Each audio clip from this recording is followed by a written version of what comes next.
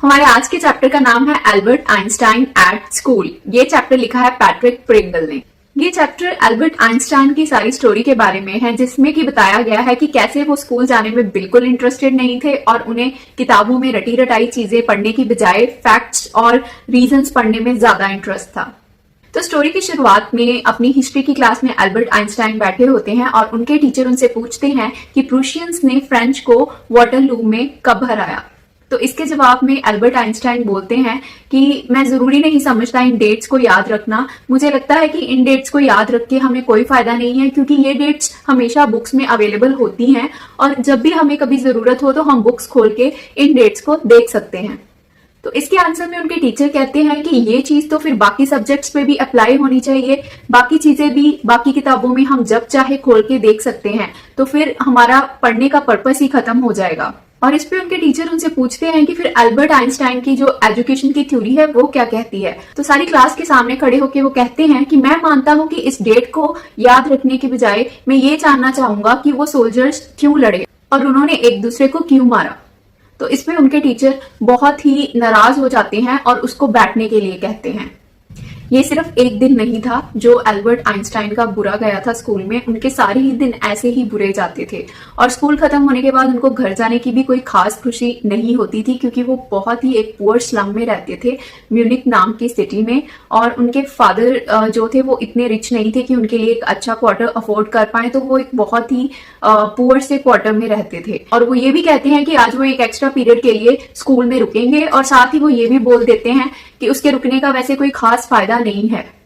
उनको उस क्वार्टर के आसपास जो भी चीजें होती थी या वहां के जो भी लोग थे उनसे कोई लेना देना नहीं था, पर एक ही चीज थी जिससे वो सबसे ज्यादा नफरत करते थे, वो थी वहां की वायलेंस। उन्हें उससे बहुत ही ज्यादा नफरत थी। वहां के लोग बहुत ही ज्यादा वायलेंट थे और उनकी जो लैंड लेडी थी वो हमेशा अपने बच्चों पे चिल्लाती रहती थी और सैटरडे जब उनका हस्बैंड वापस आता था घर पे तो वो आकर शराब पीकर लैंड लेडी को मारता था।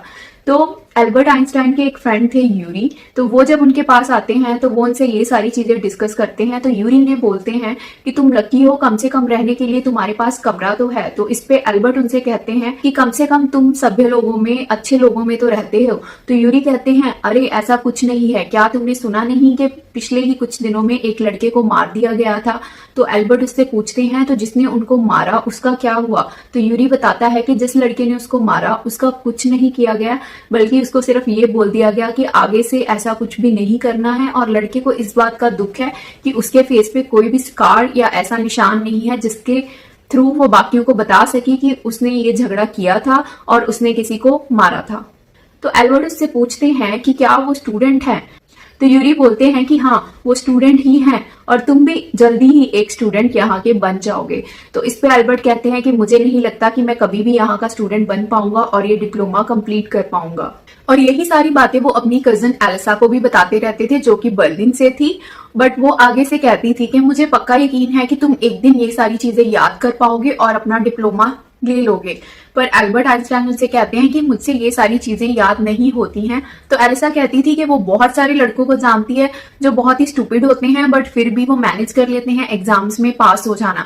तो वो कहती है कि ये सब करने के लिए तुम्हें बहुत अच्छा होने की जरूरत नहीं है, तुम्हें सिर्फ एक तोते की तरह सारी चीजों को रट लेना है और बाद में एग्जाम्स को पास कर लेना है। तो एल्बर्ट इसके आंसर में उन्हें कहते हैं कि यही तो मुझे मुश्किल लगता है, मैं चीजों को ऐसे क्रैम या उनका रट्टा नहीं मार सकता हूँ जिनका कोई मतलब ही ना हो। इसी के साथ ही एलिसा नोटिस करती हैं कि वो जियोलॉजी की बुक पढ़ रहे होते हैं। तो वो एल्बर्ट से पूछती है कि ये तुम क्या पढ़ रहे हो। तो वो कहते हैं कि रॉक्स कैसे बनते हैं मैं उसके बारे में पढ़ रहा हूँ, क्योंकि हमारे स्कूल में साइंस बहुत कम पढ़ाई जाती है और मुझे इस सब्जेक्ट में बहुत ही इंटरेस्ट है। तो एलिसा कहती है ये बात तो ठीक है, पर ये सब्जेक्ट कभी भी तुम्हें डिप्लोमा लेने में हेल्प नहीं कर सकते हैं। तो एल्बर्ट कहते हैं यही तो एक सब्जेक्ट है जिसमें मेरा इंटरेस्ट है और यही सबसे बड़ी बात है। इसके बाद एल्बर्ट फिर से अपने फ्रेंड यूरी से बात करते हैं और कहते हैं कि मुझे यहाँ से जाना ही होगा, मैं और ज्यादा देर स्कूल में नहीं रुक सकता, यहाँ रुकना बिल्कुल ही मीनिंगलेस है। और यहाँ रह के उन्हें लग रहा है कि सिर्फ वो अपने फादर के जो पैसे हैं वही वेस्ट कर रहे हैं। तो इस पे यूरी कहते हैं तो अगर तुम यहाँ से चले जाओगे तो आगे क्या करोगे। तो एल्बर्ट कहते हैं वो तो मैं अभी तुम्हें नहीं बता सकता, पर अभी के लिए मुझे यहाँ से निकलना होगा। और इसी के साथ ही उनको जैसे कोई आइडिया आ जाता है और वो यूरी से पूछते हैं कि क्या तुम्हें कोई अच्छा डॉक्टर जानता है जो फ्रेंडली हो तो यूरी कहते हैं कि उन्हें कोई डॉक्टर तो नहीं जानता है क्योंकि उनके पास इतने पैसे ही नहीं थे कि वो कभी डॉक्टर के पास जा पाए, पर हाँ अगर कोई स्टूडेंट हुआ तो मैं जरूर तुम्हें बता दूंगा। तो इस पे एल्बर्ट के फेस पे एक बहुत ही चमक आ जाती है, पर यूरी उनसे पूछते हैं कि वो ये सब क्यों पूछ रहे हैं। तो एल्बर्ट कहते हैं कि सोचो अगर कोई डॉक्टर कह दे कि मुझे नर्वस ब्रेकडाउन है और मुझे स्कूल से एक ब्रेक चाहिए और मुझे स्कूल जाना बंद कर देना चाहिए क्योंकि अगर मैं और स्कूल गया तो मेरी तबीयत और बिगड़ सकती है, तो इस तरीके से मैं स्कूल से बच जाऊंगा। तो यूरी कहते हैं कि भला कोई डॉक्टर ऐसे क्यों कहेगा। तो एल्बर्ट कहते हैं कि उन्हें यकीन है कि कोई डॉक्टर उनकी हेल्प जरूर करेगा। यूरी कहते हैं कि उन्होंने आज तक इतनी चमक उनके फेस पे कभी नहीं देखी है और उन्होंने आज तक एल्बर्ट को इतना खुश कभी नहीं देखा है। तो एल्बर्ट कहते हैं कि कोई बात नहीं, कल सुबह मैं वापस फिर उसी फेज में चला जाऊंगा जिसमें कि मैं बहुत सैड होऊंगा। और वही होता है। अगले ही दिन जब वो स्कूल जाते हैं तो यूरी फिर से एल्बर्ट को उसी फेज में देखते हैं। वो बहुत ही परेशान से होते हैं और एल्बर्ट यूरी से कहते हैं कि अब उन्हें एक नर्वस ब्रेकडाउन लेना ही पड़ेगा क्योंकि इसी से वो उस डॉक्टर को प्रूव कर सकते हैं कि इस स्कूल को छोड़ना ही उनके लिए सबसे अच्छा रहेगा। अगले ही दिन यूरी एल्बर्ट से कहते हैं कि उन्हें एक डॉक्टर मिल गए हैं। ये सुनकर एल्बर्ट के चेहरे पे बहुत ही चमक आ जाती है और वो बहुत खुश हो जाते हैं। एल्बर्ट यूरी से पूछते हैं कि क्या ये डॉक्टर स्पेशलिस्ट है नर्वस सिस्टम के। तो यूरी ने कहते हैं कि नहीं, स्पेशलिस्ट तो नहीं है, ये 2 हफ्ते पहले ही क्वालिफाइड हुए हैं और ये एक यंग स्टूडेंट ही हैं। तो एल्बर्ट कहते हैं कि क्या तुम इस डॉक्टर को एक स्टूडेंट की तरह जानते हो। इस पे यूरी आंसर देते हैं कि नहीं, मैं इस डॉक्टर को बहुत टाइम से जानता हूँ और इनका नाम है doctor Ernst well. Yuri Albert को बताते हैं कि उन्होंने अपॉइंटमेंट ले ली है और डॉक्टर का एड्रेस भी उन्हें दे देते हैं अगले दिन के लिए। और वो एल्बर्ट को गाइड करते हैं कि वो उस डॉक्टर को पागल ना समझे और ऐसी कोई भी चीज वहां पे ना कहें जो उनके पास नहीं है या वो प्रूव नहीं कर सकते हैं। तो एल्बर्ट इस पे कहते हैं कि उनका मतलब क्या है। तो यूरी कहते हैं कि तुम झूठ बोलने में बहुत ही बुरे हो, तो इसलिए ये कोशिश करके तुम अपना इंप्रेशन वहां पे खराब मत करना। तो एल्बर्ट अब बहुत ही नर्वस होते हैं। वो डॉक्टर के पास जाने लगते हैं पर पूरा टाइम वो यही सोच रहे होते हैं कि वो वहां जाके क्या कहेंगे। जब वो डॉक्टर के पास पहुंचते हैं तो वो ऑलरेडी बहुत नर्वस होते हैं। तो वो कहते हैं कि मुझे कुछ समझ नहीं आ रहा कि मैं अपनी प्रॉब्लम आपको कैसे डिस्क्राइब करूं। तो इस पे डॉक्टर कहते हैं कि मुझे यूरी ने पहले ही तुम्हारी सारी प्रॉब्लम बता दी है। एल्बर्ट पूछते हैं कि यूरी ने आपको क्या बताया है। तो डॉक्टर अर्नस्ट वेल रिप्लाई करते हैं कि यूरी ने मुझे कहा है कि मुझे सिर्फ इतना सोचना है कि तुम्हें नर्वस ब्रेकडाउन है और इस स्कूल में रहना तुम्हारे लिए बिल्कुल अच्छा नहीं है और इसलिए मुझे ये डिक्लेयर करना है। तो एल्बर्ट कहते हैं कि अगर इसने सारी सिचुएशन आपको बता दी है तो अब तो आप भी मुझे ये सर्टिफाई करके नहीं दोगे और आप भी मुझे स्कूल वापस जाने की सलाह ही दोगे। तो इस पे डॉक्टर कहते हैं कि वो ऐसा बिल्कुल नहीं करेंगे। मैं बिल्कुल समझ सकता हूँ कि तुम्हारी हालत इस टाइम बहुत खराब है और स्कूल में जाना तुम्हारे लिए बिल्कुल मीनिंगलेस है। तो डॉक्टर पूछते हैं कि इसके बाद उनका प्लान क्या है। तो एल्बर्ट कहते हैं कि वो इटली अपने पेरेंट्स के पास चले जाएंगे और इसके बाद वो वहां पे किसी भी इटालियन इंस्टीट्यूट में या कॉलेज में एडमिशन ले लेंगे और आगे पढ़ाई करेंगे। पर डॉक्टर कहते हैं कि उनको लगता है कि कोई भी कॉलेज उन्हें एक्सेप्ट नहीं करेगा क्योंकि उनका डिप्लोमा कंप्लीट नहीं है। तो इस पे एल्बर्ट आंसर करते हैं कि वो अपने मैथ्स टीचर से एक रेफरेंस ले लेंगे क्योंकि उन्होंने सारी मैथ्स सीख ली है और उन्होंने कुछ जरूरत से ज्यादा ही मैथ्स सीखी है और इसीलिए उनके जो मैथ्स टीचर हैं उन्हें एक अच्छी रेफरेंस देंगे जिसके थ्रू उन्हें एक अच्छे कॉलेज या इंस्टीट्यूट में एडमिशन मिल जाएगा। तो डॉक्टर कहते हैं कि उन्हें ये तो नहीं पता उनका फ्यूचर प्लान क्या है, बट हाँ वो उनकी हेल्प जरूर करेंगे। तो वो एल्बर्ट से पूछते हैं कि वो कितने मंथ्स के लिए लिखें कि उन्हें स्कूल ना जाना पड़े। तो इस पे एल्बर्ट उन्हें बहुत ही ग्रेटफुल टोन में कहते हैं कि वो बहुत काइंड है। तो डॉक्टर कहते हैं कि मैं समझ सकता हूँ कि आपको स्कूल जाना कैसा लगता होगा क्योंकि वो भी एक स्टूडेंट रहे हैं और पढ़ाई के लिए स्कूल जाना उन्हें पता है कि कितना मुश्किल लगता है। और इसके बाद डॉक्टर उन्हें सर्टिफिकेट दे देते हैं। तो इसके बाद एल्बर्ट डॉक्टर से पूछते हैं कि उनकी फीस क्या है। तो डॉक्टर कहते हैं कि उन्हें कोई फीस नहीं चाहिए, बट वो यूरी को सिर्फ एक डिनर करवा दें क्योंकि वो उसको अपने छोटे भाई की तरह मानते हैं और वो समझते हैं कि अब जो एल्बर्ट है वो भी उनके भाई की तरह ही है।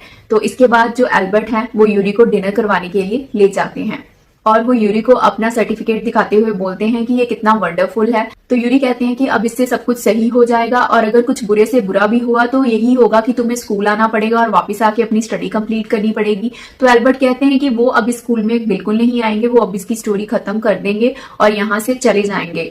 तो यूरी उन्हें कहते हैं कि इस एक्साइटमेंट में तुम ये मत भूल जाना कि तुम्हें अपने मैथ्स टीचर से एक रेफरेंस लेटर लेनी है।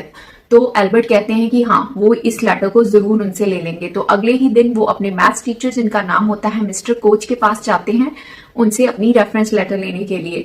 तो जो मिस्टर कोच हैं, उनके मैथ्स के टीचर हैं, वो कहते हैं कि क्या वो रेफरेंस लेटर में ये लिख दें कि जितना भी मैथ्स सीखना था वो एल्बर्ट सीख चुके हैं, और अगर वो थोड़ी देर और स्कूल में रहें तो वो मुझे मैथ्स सिखाने लग जाएंगे।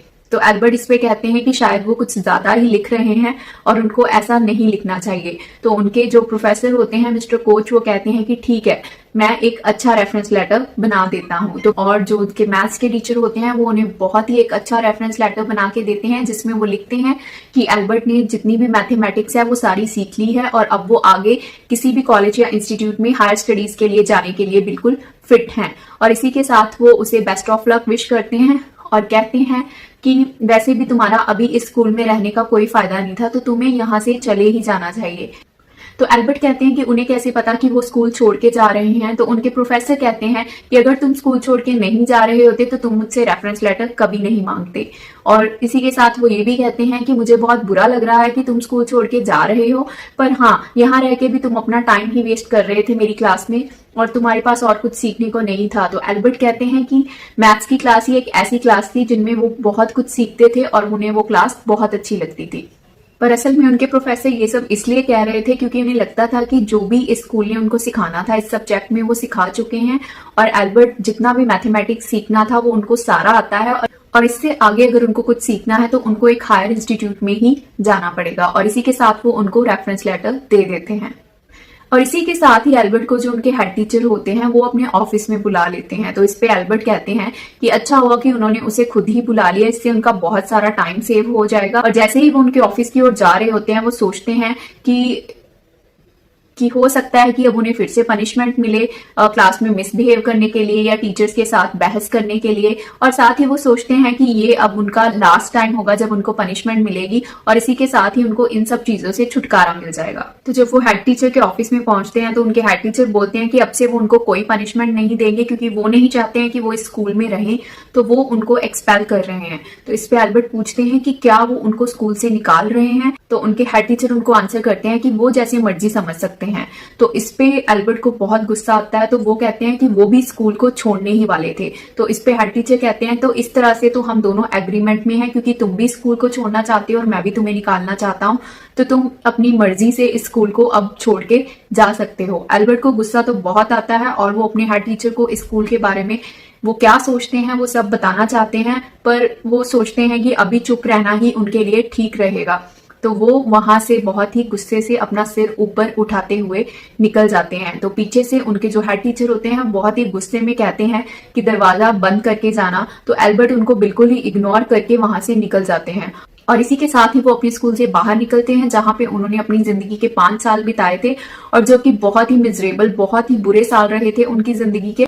और अब जब वो इस सिटी को, इस कंट्री को छोड़ के जा रहे थे, वो उनके लिए कोई मिस करने के लिए भी कोई खास इंसान नहीं था, क्योंकि एलिसा भी यहाँ से जा चुकी थी बर्लिन वापस, बट यूरी ही था जिनको वो मिस करेंगे। और इसी के साथ यूरी ने उनको ऑल द बेस्ट विश किया और बोला कि तुम बहुत ही एक अच्छे देश में जा रहे हो और मैं उम्मीद करता हूँ कि तुम वहां जाके बहुत ही अच्छे से रहोगे और बहुत कुछ अच्छा करोगे।